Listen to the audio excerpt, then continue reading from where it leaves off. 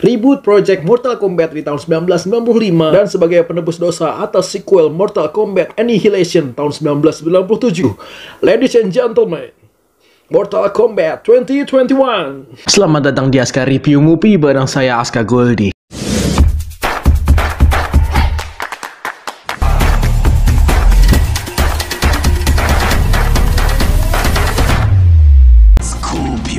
I am Sub-Zero.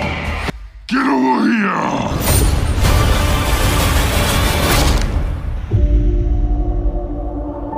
2021 masih diwarnai oleh pertarungan besar di masing-masing universe. Godzilla vs Kong, Batman vs Superman, dan kali ini Scorpion vs Sub-Zero. Sebenarnya nggak ngikutin banget storyline dari Mortal Kombat atau game arcade-nya, tapi berdasarkan referensi based on dua film sebelumnya di tahun 95 dan 97 yang sempat dinyatakan gagal untuk melanjutkan ke trilogi karena ampasnya di sequelnya, maka terjadilah reboot di 26 tahun berikutnya, yaitu Mortal Kombat edisi 2021. Beberapa karakter dari 26 tahun lalu pun kembali di film ini dengan in-depth karakter yang lebih baik. Karakter plot yang dititik beratkan kali ini berbeda dengan versi sebelumnya, yang dulu itu Liu Kang sebagai karakter utama, tapi sekarang sejarah pertikaian antara Sub-Zero dan Scorpion yang dikemas menjadi sebuah origin story antara dua orang itu dan tetap dalam satu koridor universe Mortal Kombat, di mana ada turnamen antara Human Realm dan Outworld Realm. Cole Young, garis keturunan yang tersisa dari klan Hasashi Hanzo yang memiliki kutukan birthmark, sebuah logo Mortal Kombat yang harus memfulfill destiny-nya dia untuk bertarung di sebuah turnamen mewakili manusia untuk melawan para Outworld. Premis yang masih sama, di mana Mortal Kombat ini selalu dimenangkan oleh tim Outworld. Kalau misalkan satu kali pertarungan Mortal Kombat ini dimenangkan oleh Outworld, ya dunia manusia akan dikuasai oleh para Outworld ini. Paham nggak?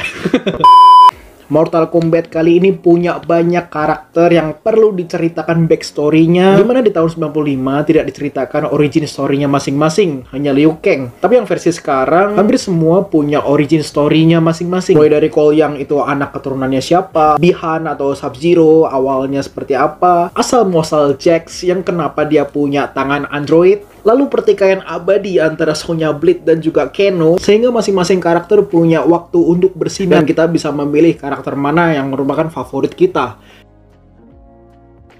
Alhasil, karena kita terlalu panjang dikenalkan oleh origin story, paling nggak ada 6 karakter utama, durasi dan sekuensnya dirasa terlalu lambat dan juga terlalu bertele-tele dari segi dialog dan punchline komedi yang nggak bermanfaat. Hampir separuh babak harus bersabar dengan build up karakter yang lengkap dengan konflik personalnya, sampai karakter development, hingga karakter masing-masing ini punya sebuah special ability atau yang di sini disebut Arcana. Menyajikan fighting koreografi adegan berbahaya, brutality maksimal, tapi sayang banget LSF, Lembaga Sensor Film Indonesia, memotong banyak adegan krusial dan esensial sehingga fatality dan brutality-nya terasa berkurang banyak.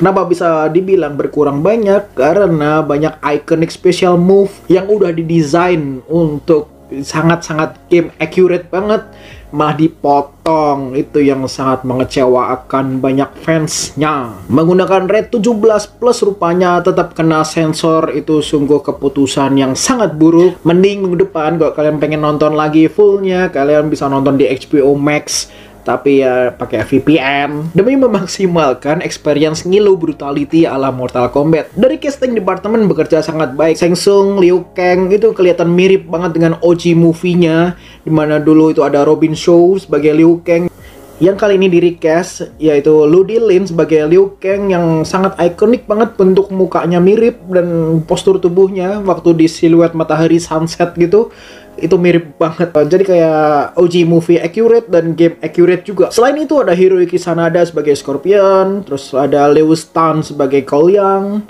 Mehcad Brooks sebagai Jax, Jessica McNamee sebagai Sonya Blade, dan tentunya penonton dari Indonesia yang nggak sabar untuk melihat aksi Joe Taslim sebagai karakter ikonik dari Mortal Kombat, Sub-Zero. Apresiasi yang luar biasa, terutama Joe Taslim yang berhasil menjadi karakter kunci, sebuah main karakter sebagai villain yang sangat threatening, mengancam, dan mengganggu. Dan so far, Joe Taslim memberikan performance terbaiknya di film-film internasionalnya dia.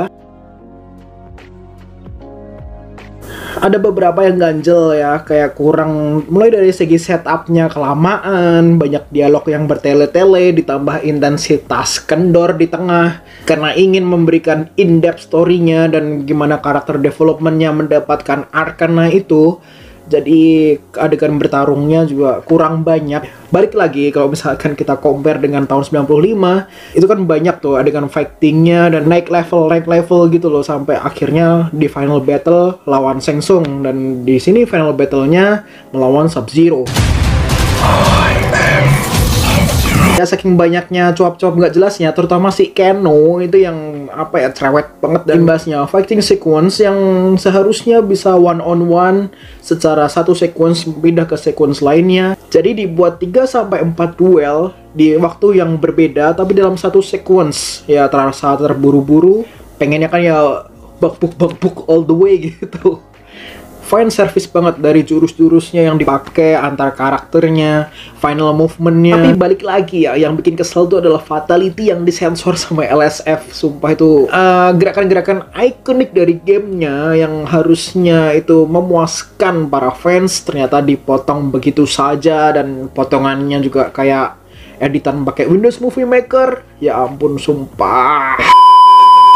Ya itulah nasib kita sebagai warga negara Indonesia, harus mematuhi protokol censorship kita yang lumayan lebay. Ada easter eggs, ada special moves, dan fan service yang cukup bikin kita happy. Itu sebenarnya udah lebih dari cukup, dan special effects-nya pun nggak mengecewakan. Dan kita dikasih clue di ending untuk lanjut ke sequel berikutnya, menuju ke sebuah epic final battle yang lebih wow lagi. Ya meski banyak karakter yang udah binasa, yaitu masalahnya yakin mau lanjut ke sequel berikutnya tanpa karakter-karakter favorit kita. Next sequel sih berharapnya kurangi bertele-tele dan semakin banyak durasi untuk pertarungan-pertarungan yang wow gitu lah. Kita maunya gelut gitu. Kurang-kurangilah banyak omong. Ya udahlah gitu aja, meskipun rada kecewa dengan censorship dari LSF, tapi usahakan kalian nontonnya di bioskop ya. Jangan bajakan, tolong jangan bajakan. Kalau kepepet nggak mau dibajakan dan pengen nonton full tanpa sensor ya ke HBO Max. Tapi pakai VPN.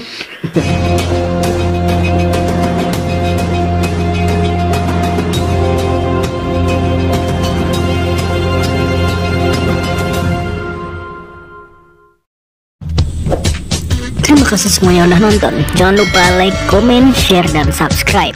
Jangan lupa follow Instagram dan Twitter. Sampai jumpa di episode selanjutnya. Saya Aska Goldie, pamit.